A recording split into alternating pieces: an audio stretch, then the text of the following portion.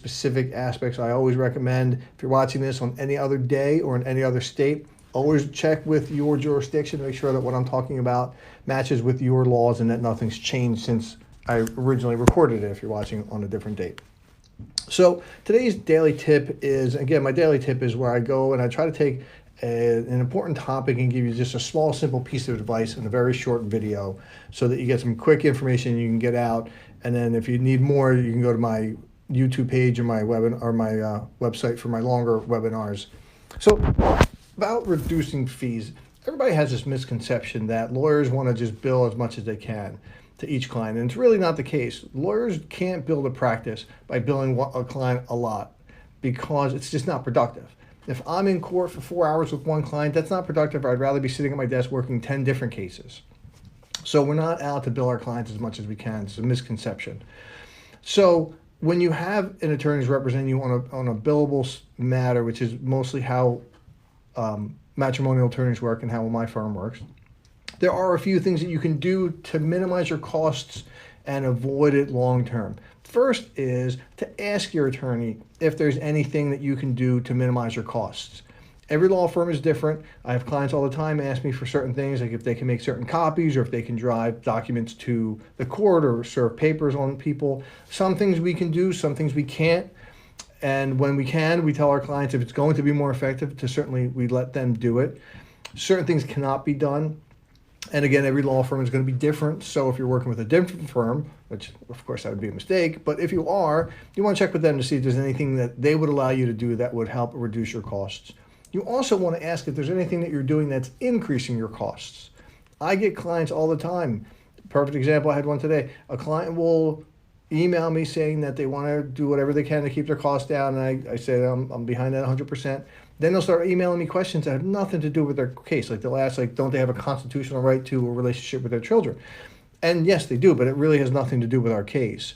And I tell my clients, my door's always open, my email is always ready to be responded to, but if I'm going to be responding to a substantive question, I have to bill you for it. I also tell my clients, if I don't have any news to tell them, that's why they're not hearing from me, and that they will hear from me when there's something to be told. So you don't need to be emailing to find out things because nothing's happened. That's going to increase your bill. So there might be several things that you're doing like that may be increasing your costs and you're not aware of it. Second, the most important aspect is to respond to the correspondence that you receive. If you're being requested something by your attorney, whether it's by letter or email, respond at length if you can.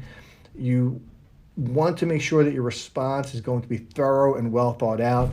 A lot of times you're going to get documents from us that are using words that you just don't understand. We have certain vocabulary, certain things we use. We all assume everybody understands what we're talking about because we're so used to talking about it.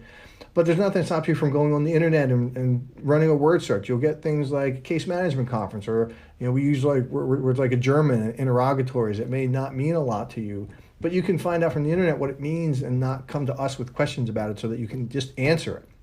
Do a little research first and then answer it. Lastly, and it's along the same lines, when you're answering something, answer completely. And this is most important when we're talking about documents, for instance. And I tell my clients this when I meet with them the first time. If I send you a document and I say complete this and you don't, and I have to follow up with you, you're going to get billed for that extra. And then if I get it back and it has half the information that I needed, I have to send it back to you for the rest of it. That's the second time you're going to be billed. And if you get it back to me and then it's finally complete, we've done 3 times the amount of work on one simple document. Wasn't necessary. So when you get a document, make sure you understand it, make sure you compile all of your questions about it one time, and you send it back completed at one time. Now, there are probably going to be many ways to reduce your legal fees, and like I said, that's going to depend on the lawyer or the law firm that you're working with. These tips I know would at least work in my cases and with my clients, so if any of my clients are watching, please take my advice. Like I said, I'm here to help, but I certainly want to keep your costs down.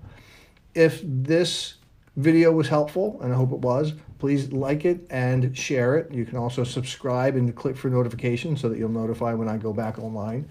If there are any topics you want me to cover that I haven't covered, you can message me through whatever platform you're watching, and I will certainly do my best to address it. With that, I'm going to sign off, and I'm going to start posting the times at the end of my business day as opposed to the beginning so that everybody gets a little earlier notice when I'm going to be on. So I'm not sure what time I'm on tomorrow, probably 4 o'clock. Don't have a topic yet, so feel free to message me with one.